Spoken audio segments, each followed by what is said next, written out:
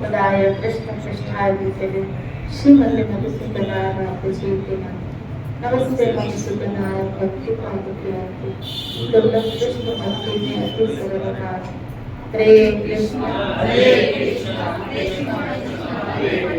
हरे राम राम राम हरे श्री राम। इस दिन हमने चर्चा की थी, आपको याद हो, यहाँ विश्वनाथ चक्रवर्ती महाराज कह रहे हैं कि महाप्रभु काल में प्रेम का दान किया जाता है। यानी बारिश हुई थी, एक तरह से जैसे बारिश बरसती है तो जो भी उस जल के नीचे, वर्षा के नीचे आए तो वो भीगे बनती। इसी तरह महाप्रभु की सानिध्य में उस काल में जो भी आया उसको प्रेमधन मिला और इतनी सहजता से मिली ये पूछी। यानी माउंट एवरेस्ट पर कोई इतनी आसानी से पहुंच रहा था क्या कि जैसे उसको हेलीकॉप्टर पे बिठाया, जहाज पे बिठा उसको पहुंचा। तो इस प्रेमधन की प्राप्ति महाप्रभु के काल में बहुत इजीली मिल गई।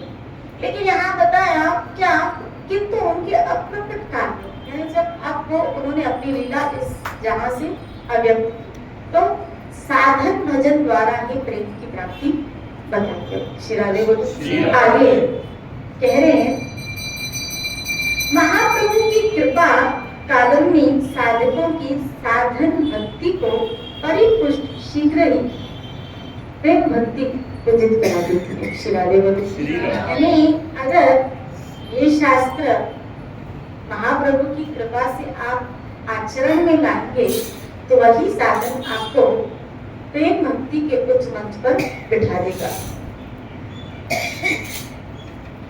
महाप्रभु की कृपा कादम्बनी हृदय भूमि में नव उदित भक्ति रूपी शस्य समूह को अथवा नवधा भक्ति रूपी शस्य समूह को समय प्रकार से जीवन शक्ति प्रदान करती है। मेघमाला जल रूपी अमृत को बरसाकर धान्य आदि शस्यों में नव जीवन का संचार करती है। परंतु वही उनका बीज अथवा मूल कुछ न कुछ अवश्य पहले से विद्यमान रहता है। किंतु महाप्रभु की कृपा रूप मेघमाला जीवों के भक्ति संस्कार रूपी बीज या मूल रहे उत्सव हृदय क्षेत्र में भी नवीन भक्ति आरोपित, अंकुरित, पल्लवित, पुष्पित ही नहीं करता, बल्कि उसमें प्रेम फल को उदित कर देता है। यहाँ सुना चक्रवर्ती महाराज कह रहे हैं कि जीव अपने प्रारब्ध कर्म के अनुसार चित्त अशुद्ध लेके आता है। कोई प्राय मैं कहूँगी सब, जिसमें कुछ ही लोग होते हैं, क्योंकि भक्ति को उदित होने के लिए जैसे पेड़ को उगाने के लिए या खेती को उगाने के लिए जमीन उपजाऊ होनी चाहिए, जमीन उपजाऊ होनी चाहिए। इसी तरह प्रेम भक्ति के उदित होने के लिए, भक्ति के उदय होने के लिए चित्त रूपी जमीन भी उपजाऊ होनी चाहिए। और भक्ति को उपजाऊ करने के लिए चित्त की कोमलता और निर्मलता का होना बहुत जरूरी है। चित्त जितना सॉफ्ट होगा, कोमल होगा, कठोर हृदय में भक्ति उपज नहीं होती है। भक्ति के लिए हृदय बहुत सॉफ्ट चाहिए।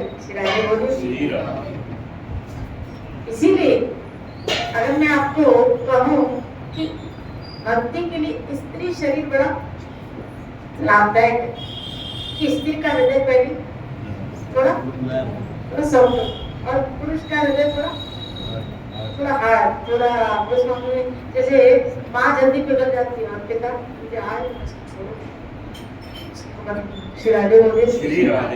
स्त्री का शरीर पहले इस मामले में थोड़ा आसक्त, ये अलग बात है, आसक्ति गलत जगह, ये बात है, आसक्ति गलत जगह। इसीलिए पुरुष को वैराग्य जल्दी आता है और स्त्री के अंदर भक्ति जल्दी आती है, जल्दी, यानी वो जल्दी किसी के कहने में भी आ सकती है। शिरादे बोली, आप देखो कई तांत्रिकों के पास, ऐसे बाबा बेटियों के पास आपको माता ही जाना पड़ेगा। शिरादे बोले, पुरुष का उतना जल्दी विश्वास इसी में, लेकिन एक माता है पूरा ज्यादा वहाँ आपको भीड़ उनकी थोड़ी, मैं ऐसा नहीं कहूँगी कि पुरुष, लेकिन उनकी थोड़ी भीड़ ज्यादा आपको मिलेगी श्री राधे, क्योंकि उसको कोई भी जल्दी यानी जल्दी वो बिलीव करते, उसके अंदर विश्वास, उसके अंदर सॉफ्ट कॉर्नर रखती है वो, उसके अंदर श्रद्धा, उसके अंदर मोह, ये थोड़ी ज्यादा होती है श्री राधे। गीता में स्त्री को शूद्र बताया गया है ना, शूद्र के बराबर। कहाँ लिखा है? मैंने तो पूरी गीता पढ़ी है, उसमें स्त्री को श्लोक में है शूद्र के साथ में। अच्छा वो श्लोक दिखा, हाँ मुझे श्लोक दिखाओ, क्योंकि मैंने पूरी भगवत गीता पढ़ी है, उसमें कृष्ण ने, आप लोगों ने भी पढ़ी है, कृष्ण ने कहीं स्त्री को शूद्र के साथ में नाम लिया गया है। चार जो देखो क्या वो श्लोक है,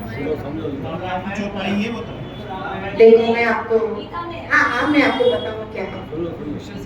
हाँ श्री राधे बोलिए, वो श्लोक ऐसे कुछ नहीं है, वो श्लोक ऐसे है गीता में जो कृष्ण ने कहा है, कृष्ण ऐसे नहीं कह सकते क्योंकि रचना पूरी कृष्ण की, कृष्ण ने ऐसे नहीं कहा, कृष्ण ने कहा है क्या, वैश्य स्त्री निम्न कुल में उत्पन्न हुआ कोई भी व्यक्ति अगर मेरी भक्ति में मेरी शरण ग्रहण कर लेता है तो वो पवित्र हो जाता है श्री राधे। श्लोक ऐसे, हे अर्जुन फिर तुम तो राजघराने में उत्पन्न हुए श्री राधे कि अगर निम्न कुल में भी कोई उत्पन्न हुआ है और मेरी शरण ग्रहण करे तो क्या हो जाता है, पवित्र हो जाता है श्री राधे। इसका मतलब ये नहीं कृष्ण ने स्त्री को अपवित्र कहा, आप देखिए कृष्ण ने जब भी शक्ति का विस्तार किया है स्त्री के रूप में किया, अगर ऐसा होता तो कृष्ण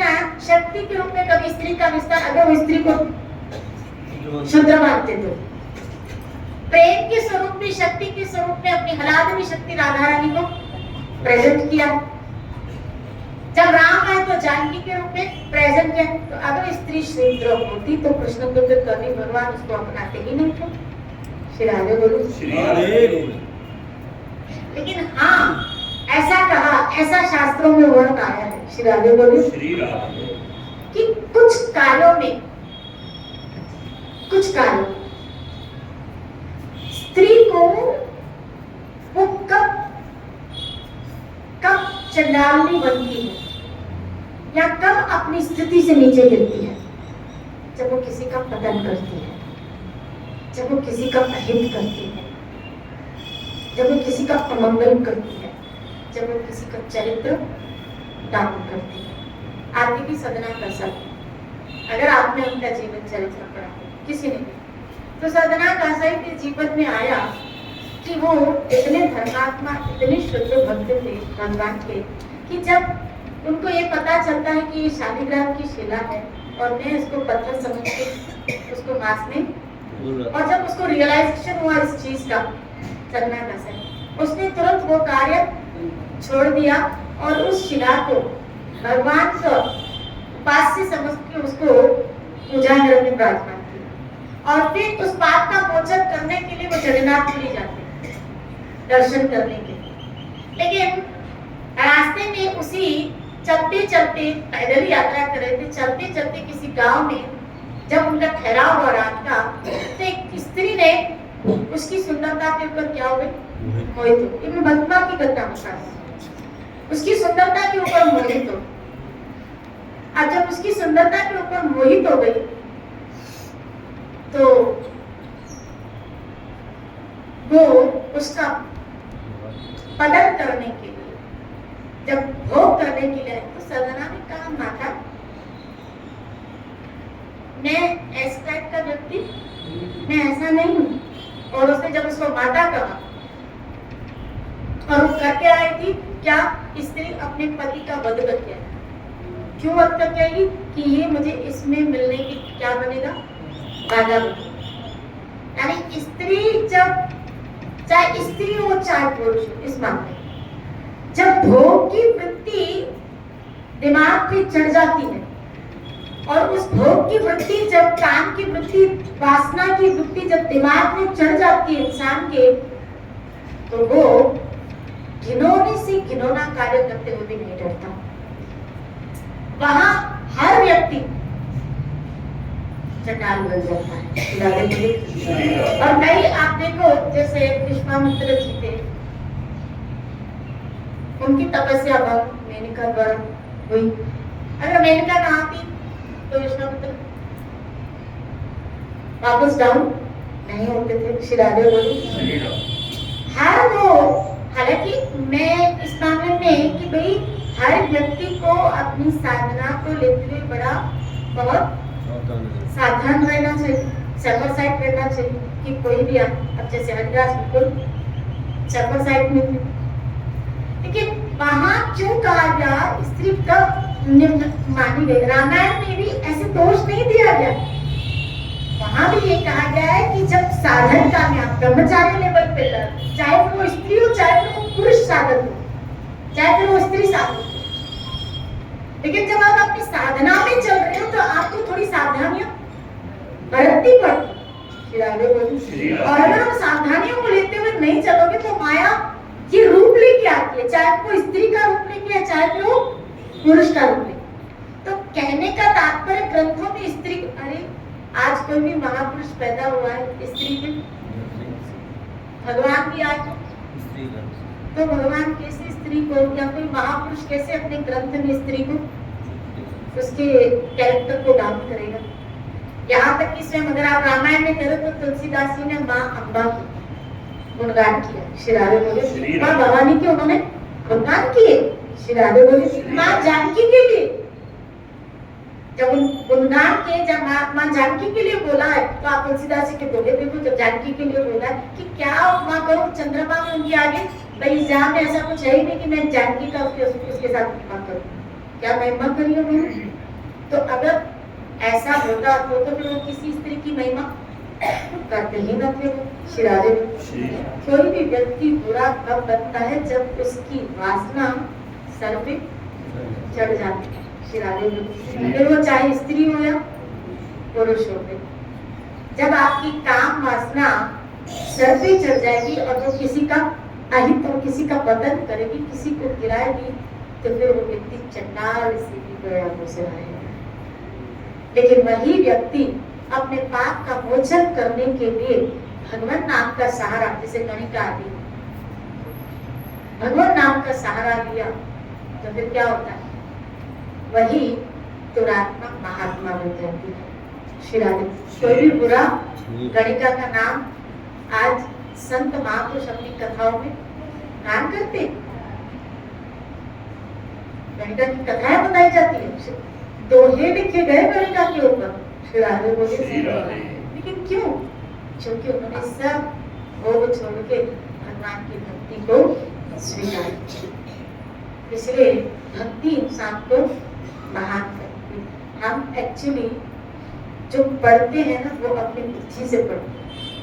जो समझते हैं, जैसे मैं कभी जगह सत्संग में कह रही थी, अब जी एक दिन सत्संग में समझा रहे थे कि हर एक व्यक्ति जो पढ़ता भी है, यहाँ तक कि यहाँ जब सत्संग में जितने बैठे हैं, सब अपनी अपनी बुद्धि से समझ रहे हैं, सब अपनी अपनी बुद्धि से समझते हैं और सब अपनी अपनी बुद्धि से पढ़ते हैं। इसीलिए ग्रंथों को भी संतों के सानिध्य में बैठ के समझना चाहिए। शिरादे बोले जैसे एक राजा था, शिकार खेलने गया, शिकार खेलते खेलते बहुत थक गया, घर में आया, महल के अंदर सिपाहियों से कहा आज मैं शिकार खेलते बहुत थक गया हूँ, इसलिए मुझसे कोई भी मिलने आए तो मैं आराम कर रहा हूँ, लेट कर रहा हूँ, तो मिलने मत देना। ठीक है महाराज। राजा शयन के लिए चले गए, तो वहां थोड़ी देर में राजा से मिलने कुछ देर के बाद उसका खास मित्र आया, उसका खास मित्र आया और राजा के पास जाने लगा। तो उसके सिपाही ने कहा महाराज आप नहीं जा सकते क्योंकि हमारे राजा ने मना किया। बोला अरे उनको बोलो मैं आया। बोला लेकिन उन्होंने हमको, तो उन्होंने कहा ठीक है, एक मैसेज लिखा, क्योंकि पहले के जमाने में आपको होता है मोबाइल तो थे नहीं कि फोन बनाना, पत्र लिखा, बोला राजा को बताओ कि ये आया फला। तो किसी के द्वारा ऐसे अंदर सहचर्य के द्वारा आया गया मैसेज, तो राजा ने अंदर से एक कागज में लिख के दिया, अंदर आने दो मत रोको। क्या लिखा? अंदर आने दो मत रोको। लेकिन उस सिपाही ने पढ़ा कैसे अपनी बुद्धि के अनुसार, अंदर आने दो मत रोको, अंदर आने दो मत रोको। लेकिन लिखा क्या था? अंदर आने दो मत रोको शिरा। लेकिन उसने क्या पढ़ा? अंदर आने दो मत रोको। ना देखा यही लिखा है ना, अंदर आने दो मत रोको। देखा मैंने 12 से मैं पहले ही तो बोल रहा था, शिराजे बोले लेकिन लिखा ना अंदर आने दो मत रोको, लेकिन लिखा था अंदर आने दो मत रोको। शिराजे बोले बस कभी कभी हमारी बुद्धि की कौमा का फर्क होता है कि हम जो लिखा होता है ना वैसे समझ नहीं पाते। शिराजे बोले बोलो तो शिराजे जैसी बुद्धि होती है ग्रंथ को भी वो वैसे ही पढ़ता है, वैसे ही समझता है। कृष्ण कभी भी कृष्ण कभी भी किसी भी मोड़ पे किसी का अपमान, क्योंकि ये रचना सारी उन्हीं की, तो कभी उन्होंने स्त्रियों का अपमान नहीं, चाहे वो संत लो, चाहे वो संत लो, चाहे हाँ, लेकिन ये जरूर कहा गया है ग्रंथों में क्या कि साधन काल में हर व्यक्ति को जो साधना कर रहा है उसको सावधान तो वो अपनी सेफ्टी के लिए। भाई अगर मैं स्त्री शरीर में हूँ और अगर मैं भगवान को पाना चाहती हूँ, मैं साधन काल में लगी हूँ, तो मुझे ऑब्वियसली पुरुषों से सावधान रहना चाहिए। मुझे अकेले में उनसे मिलना नहीं चाहिए। ये ग्रंथों में जैसे लिखा है, अगर मैं वैसे आचरण करूंगी तो मैं भक्ति में थोड़ा आगे बढ़ूंगी, ये मेरी सेफ्टी के। इसी तरह पुरुष साधक है, अगर वो अकेले में माताओं से, यहाँ तक कि शास्त्रों में तो लिखा गया है, चलो और तो छोड़ो, शास्त्रों में तो लिखा गया है, आप लोगों ने भी पढ़ा होगा कि बेटी से भी अकेले में लिखा है ना, तो वहाँ क्या मतलब स्त्री को गलत टैग पे लिया गया है क्या? एक बचाव पक्ष में लिया गया, क्योंकि इस मन का कोई भरोसा शिरादे कोई, हाँ भाई माँ तुल्य है, पितृ तुल्य है, भाई तुल्य है, लेकिन सब तुल्य है। एक सीमा में रहना अति आवश्यक है, बहुत आवश्यक है। शिरादे बोली क्योंकि मैं फिर कहीं साधन काल में मन का कोई भरोसा। ये बातें करते करते भी पता नहीं वो बातें कहाँ से कहाँ चली जाती है। और जिनको लगी कृष्ण के साथ है ना, जिनको कृष्ण से मुलाकात करनी है, वो पाप से बचता हुआ चलता, अपने चरित्र को संभालते हुए चलता है। किताब शरीर में लगने भाई यहाँ जो जिंदगी का आध्यात्मिक हम सफर कर रहे हैं, जिंदगी तो किससे मिलने के लिए कर रहे हैं? बोलो, ठाकुर से मिलने के लिए। जिससे मिलने के लिए कर रहे हो तो ध्यान फिर वहां दो, इधर उधर ध्यान राज को देने का। यहाँ मेरा सम्मान बढ़े, ये मेरे लोग बढ़े, ये मेरे से बात करने वाले, ये मेरे बाबा, ये मेरा बहन, ये काय को इसमें उलझे अपन, किस लिए उलझे अपन? शिरादे बोले इतना मिल जाए, ऐसा मिल जाए, ये काय को उलझे? ये सफर इसलिए तो तय किया था कि हमें हमारी हरि से मुलाकात, जिससे मिलने के लिए चले थे उससे नजर हट गई और पता नहीं कहाँ कहाँ नजर चली गई, पता नहीं किस किस में नजर चली गई। शिरादे किससे मिलने के लिए चले थे? गोविंद से मिलने के लिए। शिरादे बोले बस ध्यान फिर वहां, बाकी सब नगण्य चीज है, बाकी सब नगण्य चीज है। इसीलिए किसी ने किसी का अपमान करने के लिए कोई कुछ नहीं लिखा गया है। बोलो तो सेटिस्फाइड? मुझे उनसे कुछ लेना देना नहीं। आप मैंने जो बोला उससे सेटिस्फाइड हूँ, लिटिल बिट, तो मैंने पूरी तरफ से प्रयास किया। बाकी कोई क्या कह रहा है, कोई क्या उसमें लिख रहा है, मुझे उससे कोई लेना नहीं। ना ही मैं किसी संस्था के विषय बोलना चाहूंगी, ना ही मैं किसी पर, हाँ जो लिखा है उसको खाली समझने का प्रयास कीजिए। श्री राधे बोलिए। एक सच्चाई है कि कभी मेरा ठाकुर किसी का बुरा नहीं करता। अरे कोई असुर भी आता है, कोई असुर भी आता है तो भी मेरा ठाकुर उसका उद्धार करता। कोई भी लोग ना, श्री राधे बोलिए, रावण कोई भी लोग, अगासुर है, किसको मेरे ठाकुर ने परम दान नहीं दिया? श्री राधे बोलिए। और हम सब थोड़ी पूतना से कम बड़े शक्ल क्या स्त्री बिल्कुल अधिकारी, बिल्कुल अधिकारी। यहाँ आप देखो इसमें भी लिखा है नीच से नीच, अधम से अधम व्यक्ति। और तो छोड़ो, चलो मैं एक भागवत का श्लोक सुना। श्री राधे बोलिए।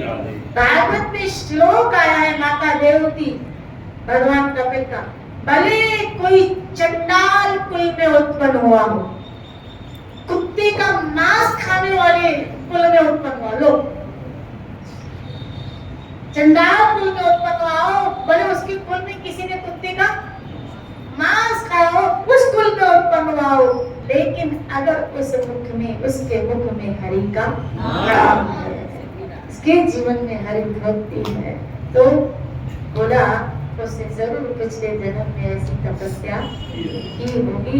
वो निम्न कुल में उत्पन्न हुआ है, लेकिन भक्ति ने उसको महान कर दिया है। आप किस कुल में उत्पन्न हुए हो ये माना नहीं रखता, आप किस खानदान में उत्पन्न हुए ये माना नहीं रखता, आप किस कास्ट में उत्पन्न हुए ये माना नहीं रखता, लेकिन अगर आप भक्ति कर रहे हैं, अगर आप भगवान से प्रेम कर रहे हैं, तो भगवान न कास्ट देखेंगे, न जात देखेंगे, न आपका ज्ञान देखेंगे, न आपकी आप स्त्री हो पुरुष हो, हरि को भजे, हरि का होए, जाति वर्ण पूछे, हरि नहीं पूछता।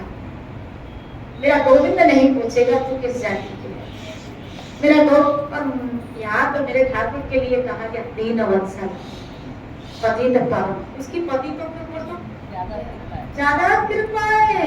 विनोद कुमार जी का एक भजन है संदर्भ में, वो कहते हैं क्या कि मैंने सुना है पति तो के ऊपर तेरी विशेष कृपा है, तो मुझे पति होने की इच्छा हो रही है। श्री राधे बोलिए। इस तरह से तेरी कृपा में पाऊं। श्री राधे बोलिए कि अगर पति के ऊपर तेरी कृपा है तो फिर मैं पति हूँ। श्री राधे बोलिए। लोग ऐसा है मेरा ठाकुर, ऐसा है मेरा गोविंद, मैं उसकी क्या महिमा करूं?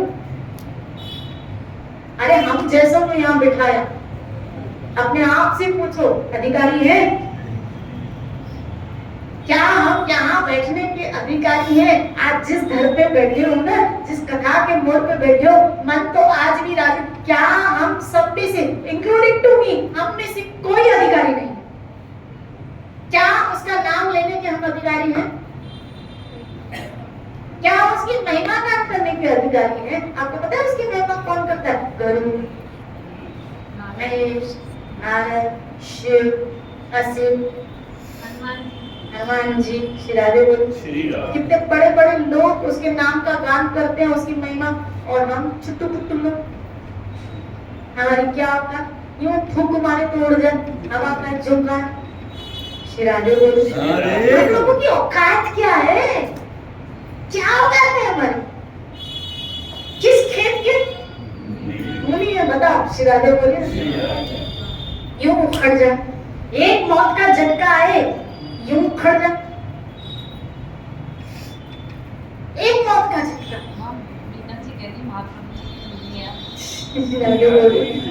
बोलो ना श्री राधे। वो तो किसी ने मना नहीं।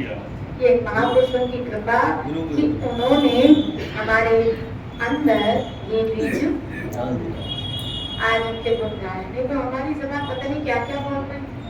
श्री राधे बोलिए। आज हरि नाम बोल रही है, हरे कृष्णा कृष्णा कृष्णा हरे हरे बलहारी गुरु आपके दरु धर्म सौगात, मनुष्य को देवता की ना करत न लागू श्री राधे बोलो। श्री राधे। आपको उस समय इन महापुरुषों की कृपा से आज हमारा सर यहाँ आज हम सब यहाँ बैठे हुए हैं। ये तो हमारी औकात क्या है। श्री राधे बोलो। श्री राधे। हाँ बिल्कुल 10वें अध्याय भगवान के ऐश्वर्य गीता में स्वयं श्री कृष्ण ने कहा स्त्रियों में मैं श्री वाक मेधा सौंदर्य धृति श्री कीर्ति ये सब मैं श्री राधे बोलो। श्री राधे। सहन शक्ति धैर्य मैं बता श्री राधे बोलो। श्री राधे। यानी ये सारी क्वालिटी स्त्रियों में है और कृष्ण ने कहा ये सब कितनी स्त्रियों की महिमा बढ़े। जहाँ कृष्ण 10वें अध्याय में करे क्या सब यज्ञों में नाम है, पर्वतों में मेरु में श्री राधे बोले, जलाशयों में समुद्र में वहां का स्त्रियों में श्री राधे बोले। तो आप लोगों की तो उन्होंने देखो कहा पुरुषों में नहीं ये आया नहीं श्री राधे बोले। श्री राधे। उसको पता है पुरुष नहीं है श्री राधे बोले। श्री राधे। बोलो ना श्री राधे। राधे। बाकी सब हाँ नरों में राजा श्री राधे बोले। श्री राधे बोले। श्री राधे। लेकिन स्त्रियों में 10 बातें बताई 10 क्वालिटी पता नहीं क्यों इस लोगों को नजर नहीं जाती 10 क्वालिटी आपकी बताई। डालो अपने अंदर वो क्वालिटी लाओ अपने अंदर क्वालिटी हो और भगवान की विभूति बन जाओ ईश्वर की विभूति बन जाओ। श्री राधे बोलो। श्री राधे। चाहो तो अपने आप को महान कर दो और चाहो तो अपने आप को श्री राधे बोलो। श्री राधे। बोलो श्री राधे। चाहो तो अपने चरित्र के द्वारा अपने आचरण के द्वारा अपने सदाचार के द्वारा अपने भजन और भक्ति के द्वारा महान बन जाओ। याद रखना अगर आप हम सबको अगर कोई महान करने वाली है तो उनकी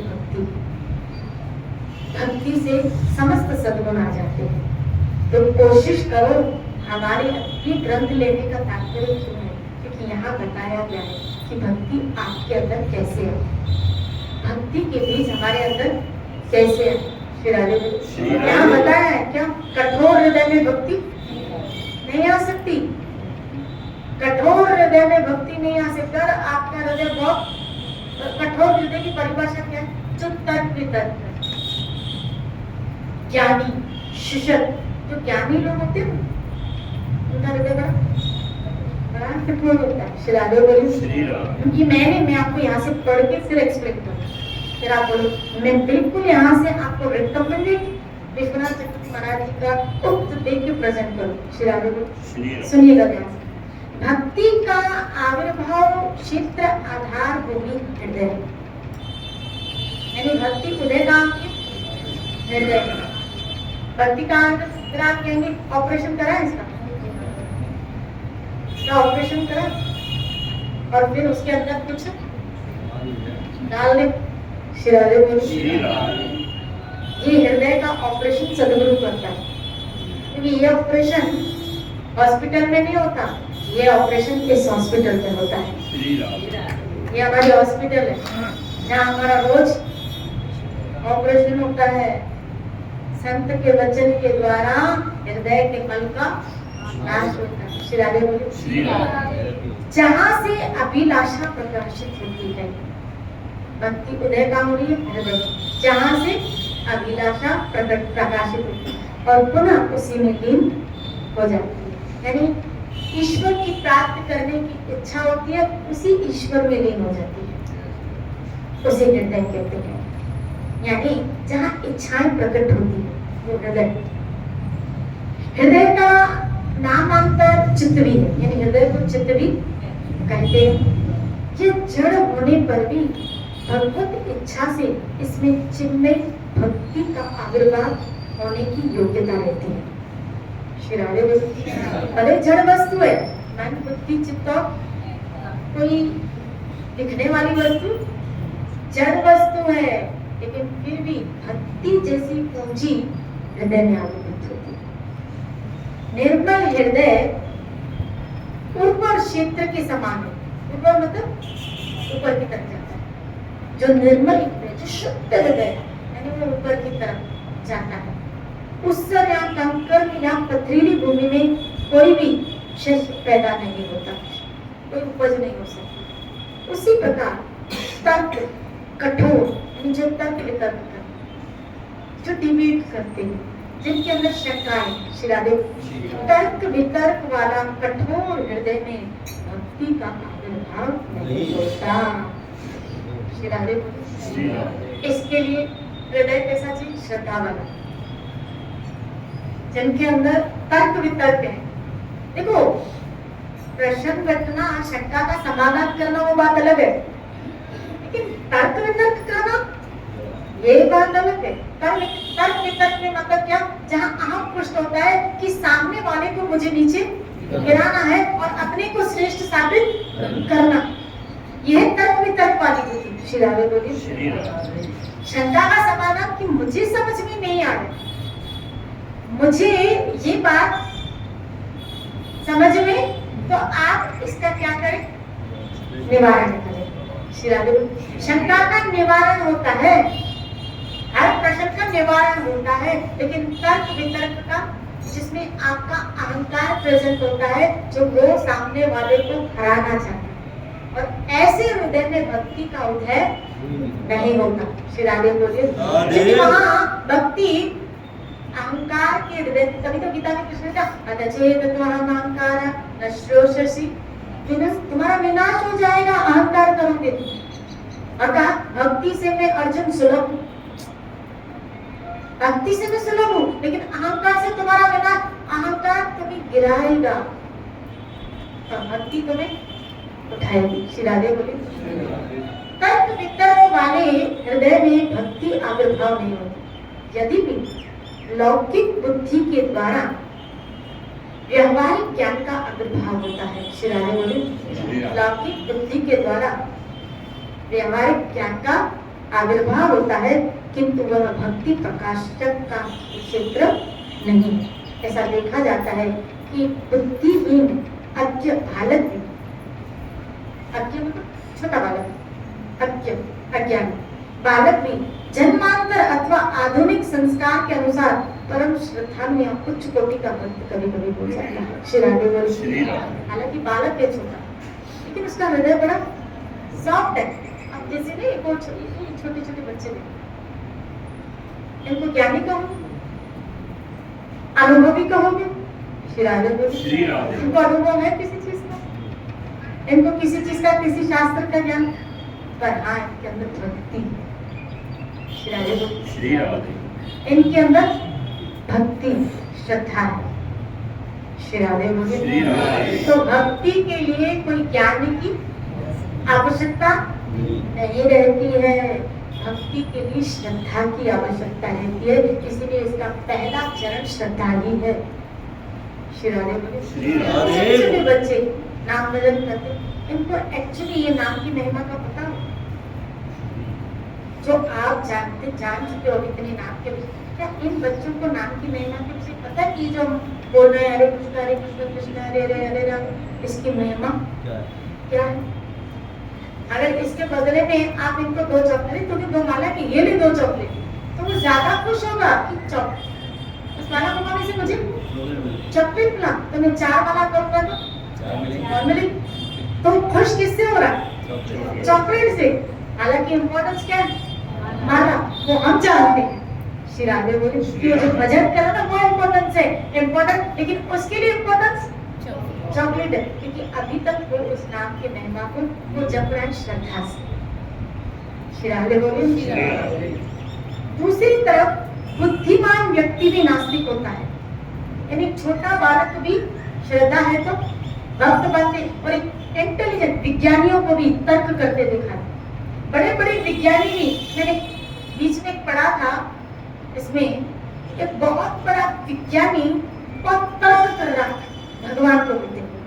शिरादेव बोले कि जो तुम अंधविश्वास करते हो, ये जो, यानी उनके लिए ये सब यहाँ तक कि वो कहते हैं ये सब जो हो रहा है उसके लिए भगवान, उसके लिए कुछ परमाणु है सृष्टि में, और वो जब मिलते हैं तभी ऐसा होता है। वो कोई भगवान की सत्ता को स्वीकार नहीं करते। श्री राधे बोले बात है पूरी श्रद्धा। तो कभी कभी महाबुद्धिमान व्यक्तियों को भी नास्तिक होते देखा। इसीलिए हृदय या चित्त ही भक्ति का आविर्भाव क्षेत्र है, मन बुद्धि नहीं। मन बुद्धि में भक्ति नहीं आती। हालांकि कृष्ण ने कहा, इसीलिए कहा, अच्छा मुझे बताओ, हृदय में भक्ति, मन और बुद्धि में नहीं, और कृष्ण ने कहा मन और बुद्धि में, तो ऐसा क्यों? भाई भक्ति तो कहाँ पैदा हो रही है? हृदय में। और कृष्ण ने गीता में मांगी मन और बुद्धि, तो फिर कृष्ण बोलते ना तुम अपना हृदय दे दो, मन और बुद्धि क्यों मांग? क्योंकि सारे तर्क को धेड़ कौन करती है? मन और बुद्धि। श्री राधे बोले बुद्धि खिचड़ियां बनाती रहती है, तर्क वितर्क करती रहती है। ये जो तेरी मन मुझ में लग गई ना, तो हृदय तो अपने आप मेरे पास है। श्री राधे बोले क्योंकि सारी खिचड़ियां, सारे वो धेड़, सारी शंकाएं, सारे सवाल जब बखेड़ा खड़ा करती है ये श्री राधे बोले, तो ये दोनों मुझे भी। इसीलिए यहाँ